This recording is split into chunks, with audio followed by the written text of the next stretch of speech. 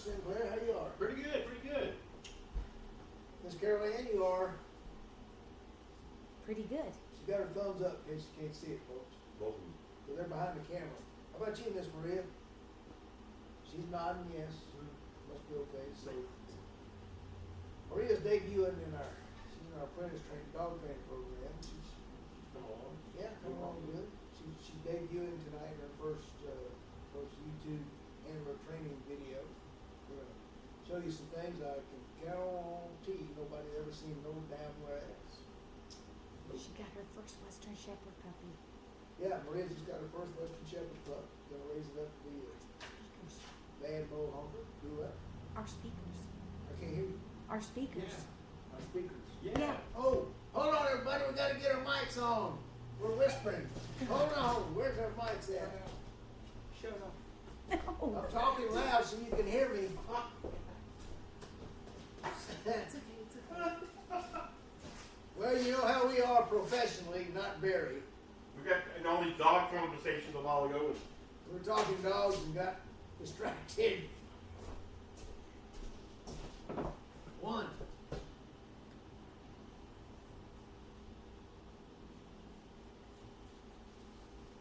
We're hoping no one signs on until we got this stuff going. That way you'll never know we didn't have our microphones. One person. Thank you. Thank you for your patience. Yeah. Plug us in there, Carol Ann.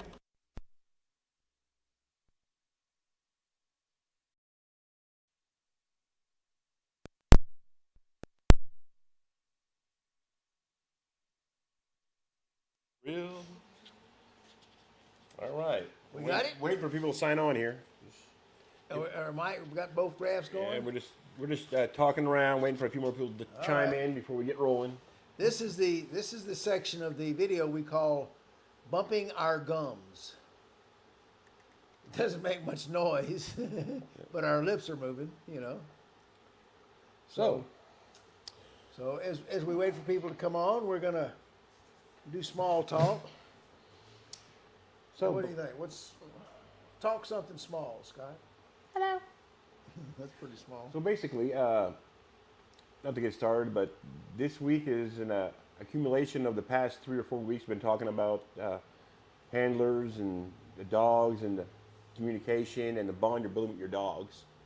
And tonight, Tactics. yes, sir, tactics with the dogs. And tonight we have a few tactics that are not, how do we say that, orthodox. Not to go anywhere with that, but building a relationship with your dog is very important, and you do a lot through that leash. And this is protection training I'm talking about. When you have that, when you're under pressure, the bond you and your dog will have will surprise you and amaze you, and give you that peace of mind. So you'll have an extra bullet in that chamber. You and your dog, and basically, in my opinion, handling is as important as anything else. Decoys are a dime a dozen. I'm a dime a dozen, right? But a handler that has a relationship with his dog in the real world is priceless. He will also never be attacked. Nope. Go ahead. But basically, I don't compare it, like these sports handlers are in tune with their dogs, on and off leash. On and off leash. It takes a person in personal protection training to build that bond with their dog and to teach those people that bond is important and how to handle that dog on a leash and off a leash. And once you reach the pinnacle of that bond, there's nothing you can't do. The trust is there. You feel very secure. And, you know, Bush told me a long time ago, let your dog off that leash. I said, I don't know, man. He goes, trust your dog. Yep. Yep. And that's something that has to be built. Yep. And that's going to be a mantra that any military handler you talk to, any fire marshal you talk to, any police canine handler, they'll all repeat that simple mantra, trust your dog. I don't know how many of them actually do, but they all know that that's essential. Mm-hmm. The other thing, though, that Scott just started to talk on is the bond between you and your dog. When you're dealing with a protection dog, security dog, it goes a little step further. You need to build that bond, and all good handlers and all good competition handlers have with their dogs. But to survive a street fight, you need one thing more. You might be the biggest, baddest bodybuilder on the planet, but if you ever run across a little bitty old tiny, who was that little, not Chuck Norris, Bruce Lee. I don't care if you're 220 pounds, if you ran across Bruce Lee, he'd whoop you ever 6 ways from Sunday, because he knew how to fight, which is different from just looking good, right? So when you're on the street with your dog, you have sort of the same situation. Your dog, like Marino Cane Corso, hats off to you, mentioned in one of the replies to one of our deals, when you got a really big dog that looks like he knows what he's doing, then nobody's going to mess with you anyway. But every now and then you're going to have these people that may be just high enough or just stupid enough, or maybe they don't see the dog, that may try you. Now you're past that point of looking tough. Now you've got to actually be tough. Yeah, you gotta. Bruce Lee used to come up and Yeah. lick your thumb and say, "Let's go." Yeah. Yeah. And at this point, you need to know how to handle your dog and the tactics you and your dog need as a team to survive and be successful. And that's what the last couple of weeks has been about, here. And we're going to show you one almost last situation. Remember, in my guard dog company, I did a lot of scenario training. I had the guard dogs, yes, but what a lot of people don't realize is we also had canine patrols. We did union labor strikes.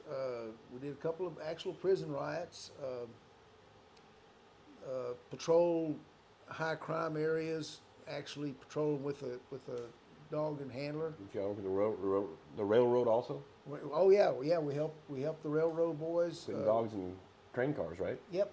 Where they had people just before they came across the border, they were still past U.S. jurisdiction, and cars would stop, and the little Mexican pros would come up with axes and crowbars, bust the sidecar door open, start throwing out all the stuff that had been made in Mexico. Made sure it stayed in Mexico until they, of course, brought it to the flea markets in America and resold it. Until they found a dog in the car. Yeah, so we brought a dog in there, pardon me, to stop them. So I got to learn a lot about, situational tactics when you're actually facing someone. Mm-hmm. And that's what this is going to be about on this video. When I'm through coughing, excuse me there. So the main thing you got to think about is this: your leash and how you handle that leash. I'm just going to make a little quick summary. You always want tension on your leash, because that's the communication between you and your dog. That's your umbilical cord. When it goes slack, it's like somebody's cut the line. So you're always going to work with your leash tight. You're always going to go in straight lines, like we showed in the video 2 weeks ago. You always go straight back. You never go around in circles. If you allow one person to circle you, then his other friend can come from behind. So you always move straight back, straight back, straight back. Everything's done in straight lines. Because what he's saying is basically you have a radius, a 6 foot radius. So if you're pulling to the left, your radius shortens. If you go in a straight line, you always have the same panhandle where your radius is the same.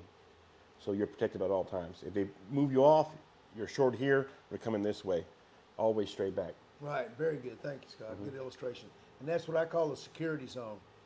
You got, with a 6 foot leash, you've got approximately 7 foot of security. That means if they're going to pick up a baseball bat and hit you, they can't.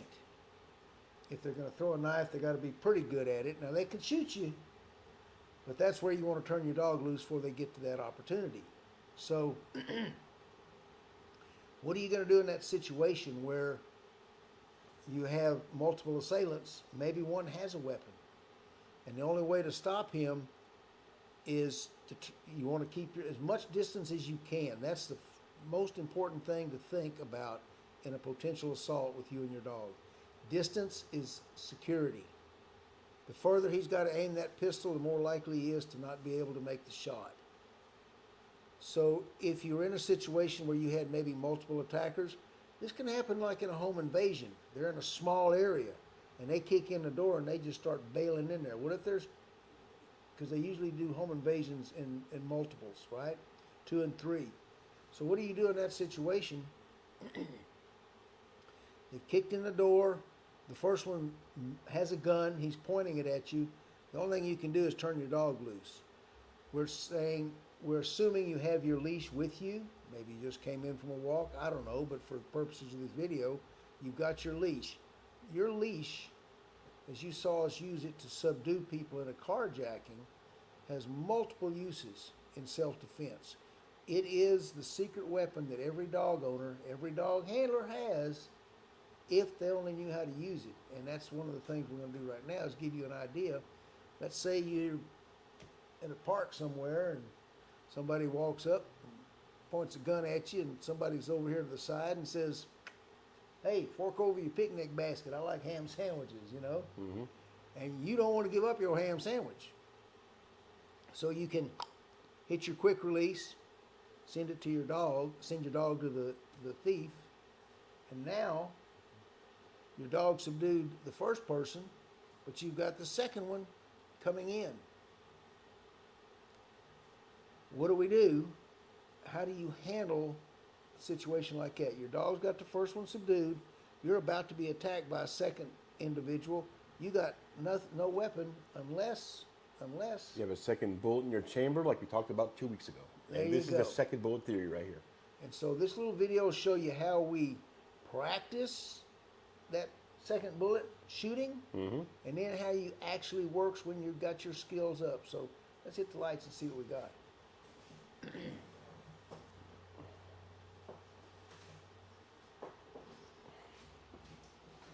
Gonna hit our lights. Got a video ready. Hit this other one. Hit that one right there. All right.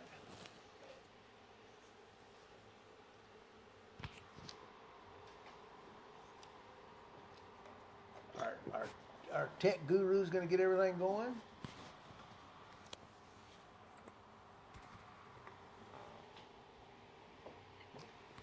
And remember, this is going to be all about how to handle a situation. You've had to send your dog to stop the first assailant, but there is more than one.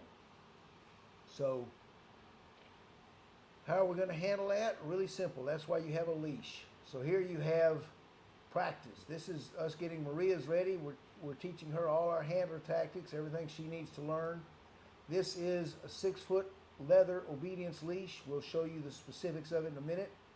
And that's what she's practicing on. She's learning how to swing it and hit her target. How much practice it take? Everybody's different, but we want to see if she can just flat nail this Mr. Melonhead, we call him. You just lost 4 teeth. It's what? You just lost 4 teeth. He just lost 4 teeth. Boom! Now, if you practice that enough, you get to where you can do it on one swing, as Agent Butters can show you. Here's a little slow-mo look at it. There's how you do it when you've done it right. Boom. Rewind. Let's look at that again. So, again, you can literally practice swinging your leash. And that's what Maria has been doing. She's learning, getting the hang of it. You're always going to swing around to the side. The ideal strike is if you can get a person in the temple. But I guarantee you, you can see the way that the slices are coming to this watermelon, that any good lick on a head is going to cause immense damage. And you lay it just right on the temple, and that's what you get. When you get really good, it takes one good swing. And again, a temple strike with a knuckle will bring most people to their knees. Yes, sir. You hit them with our stuff, and that's what you got right there. You got a head on the ground, just like that. So that's the most effective long-distance security tool you have. That's the best fighting instrument you have. And, you know, I walk around, I have my leash with me at all times. Mm-hmm. So I'm really never unarmed, even though no one realizes that I am armed. I can go anywhere I want with my weapon, knowing everything's the thing about it. But I guarantee you, if anyone ever came up and tried to get smart with me, and Black Bart wasn't at my side, I could handle them and still stay back, as you saw Agent Butters there, 6 feet away, take a swing and take them out. She is completely safe. Doesn't have to worry about a thing. So, what do you think, tech person? That's awesome. All right. That's what you can do. Now, I carry my leash with me even in the store. Absolutely. At all times. now, you can do that with any leash. Some are more effective than others. So we're going to give you a brief rundown on your weapon and what, at least I think, is probably your most effective. In this country, we got almost really around the world anymore, you got nylon leashes. They're everywhere. They're cheap. They're cheap. They're cheap. What do you think about nylon? And what kind of leashes are we using, Scott? Well, nylon is the no-go. For one, they will burn your hand. Two, leather is more durable, pliable, and carries more weight behind it for this kind of operation. The weight. Nylon leash. You're working your dog, it will burn your hand. A nylon leash doesn't has 19 grams for a 6-foot leash in nylon. A leather leash is almost 42 grams, so you're tripling the weight. So think of it as a pendulum, right? When you have your the head of the leash, basically swinging that, there's no Kinetic? tensile strength Tensile strength. Basically, you're going to swing like you're swinging a damn palm leaf, or a fly pole. If you're fly fishing, right? Yeah, Fly fishing. yeah. It's really wobbly, real loose, and you can just launch that fly, and that fly comes up and it lands in the water just like a fly, and you catch that trout. This here's like taking a dunker and Like an Olympic hammer. Yes.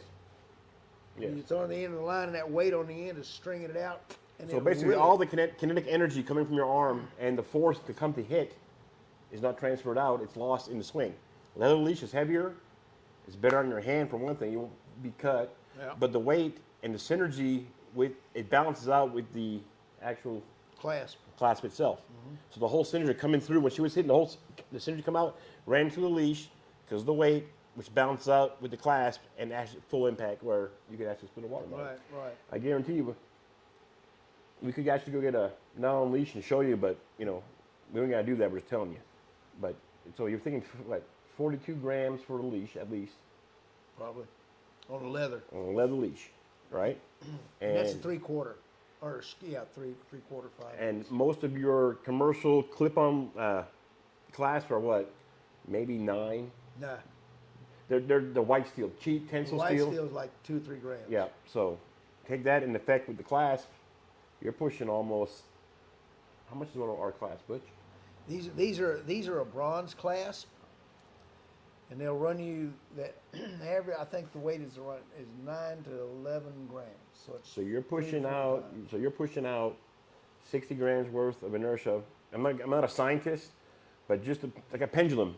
The more weight at the end, the more tensile strength you have, and and there's no another thing. Nylon is very elastic. It'll stretch. Leather doesn't stretch. Right. And when leather does stretch out, it's like a whip. Pop! It pops. Yeah, it'll recover. Yeah. And the whole thing, this heavier weight when you swing that leash. Hold it up, Butch, so I can- Yeah, I'm gonna go into it more in just a little bit. When you're swinging this heavier leash, remember the weight at the end of that line is what determines the speed. So the heavier something is, once it starts moving, the faster it's going to move. And speed, of course, is speed plus resistance or something equals power. I forget, but Mass times weight times velocity. Yeah.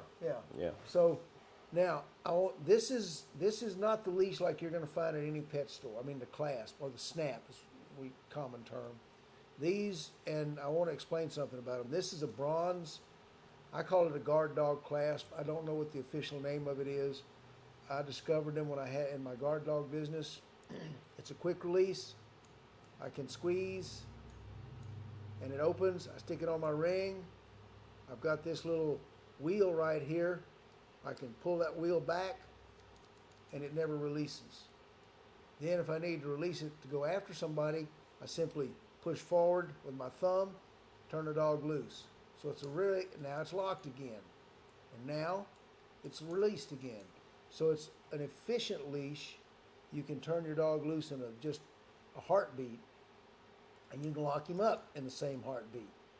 That's the one plus. Now, it's a unique way of holding this little, I said navigator jaw. I don't know what they officially call this. And this is the only type leash we have here at our kennel at Capel K9. And we have them available. You can give me a call if you're interested. All leather. But I've had, for a couple of years, I had people tell me that, oh, we've seen that kind of clasp, and it came loose. It opened up. And I kept saying, you gotta lock the dang thing. Yeah, something you didn't lock it, you didn't do something right. And then, it's because I used those for 20 years in the guard dog business with, hundreds of incidences. No one ever had one come loose on them. Well, then I discovered these are made in Italy. They're bronze. They're not pot metal like the ones you see here.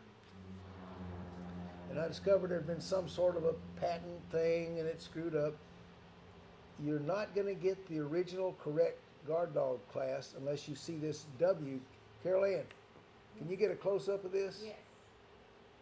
If you can't see this W at the bottom, at the back of it, at the bottom, it says patent pending. This is an international patent mark. These are made in Italy. They're not made here in the States. The ones that people kept telling me, well, I can get a clasp like that, Butch. Okay, bring it out, let me see it. And I'd test them, and they'd pop loose. Mm-hmm. And I started understanding, and I start looking, and none of those have this, because they can't legally. And none of those were this heavy bronze. They were always lighter. You got it at a dollar store. Yeah. So, if you're going to get this, if you see this clasp advertised at Ray Allen or anywhere else, Ray Allen sells good ones. They did have the best. Mm-hmm. Or anywhere else where you see that quick release clasp, make sure you have that. I call it a flying W because it's got like little wings on the W. Make sure you have that there, and then you're going to have a quality tool that's going to be heavy enough to take a man out and secure enough to keep your dog under control. Keep dog under control is a big thing because Bush told me about these when I first started coming in. I don't need one of them darn things. I got a good clasp here. It's brass. You ever lose a 100-pound Doberman inside of Kroger's? You don't want to do that. And he's only 9 months old. So, yeah, no, they're good. Yeah, that's the way to go. And they don't fail because they have these other quick locks with springs in them, and the dog pulls hard enough, he'll pull the trigger out, and the spring will pop out, and it'll open the clasp. And we're talking big dogs. If you do protection work for sure, that's the way to go right there. Yeah, that's the only one to use. Yep. What do we got? Troy said hi. Carolyn says hi. Hey, folks. What's up, y'all? And Where you been, Troy? We haven't seen you in a while. He's getting his second win. He's getting his second win. There you go. And Carolyn said she accidentally hit her knee with one of those clasps. Oh, really? Yeah. And? She said it hurts. It hurts. That's a good one. I hadn't heard that before. Well, that's the whole purpose. Yeah. That's the whole purpose. And, I hope people are starting to understand, if you're on the street with your dog, I think with anything, Mm-hmm. you have as much, remember, good friend and mentor Thomas Raven in Denmark, his saying, your dog is the axe, but you're the hand that swings the axe. So, if you want to be a team, or if you want to be sure you're secure, especially in this country in these days and times, we talked about the carjackings, and I saw a special on the Today Show just 2 days ago talking about carjackings in Atlanta, Georgia, are up 68% from a year ago. So Atlanta? Atlanta. That's yeah. above national average by 20%. Oh yeah, yeah. Yeah. It was the worst in the country as far as increases. Yeah. And with the value of cars, the short supply. I mean, we're living in a kind of not real predictable world these days. A lot of pirating going on out there. Yeah. So you know, the more you know about how to maneuver and handle your dog, the safer you're going to be. And that's been the purpose of all of these Yeah, this pretty much last 3 weeks. accumulates our handler series. Basically, is there's more to handling a dog than just holding a leash.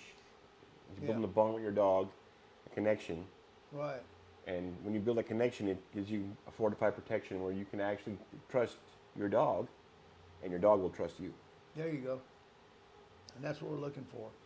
You can actually live those famous military, fire marshal, police words, trust your dog, if you're doing it that way. So we're going to switch gears a little bit next week. We're going to do a little thing on puppy raising. We're going to have Miss Katie Rose back, our puppy culture extraordinaire, lady in charge of our Western Shepherd puppies. So if you're getting a puppy or you know someone who's recently got a puppy and you want some tips on raising it, join us next Thursday. And I guess, what do you think, Scott?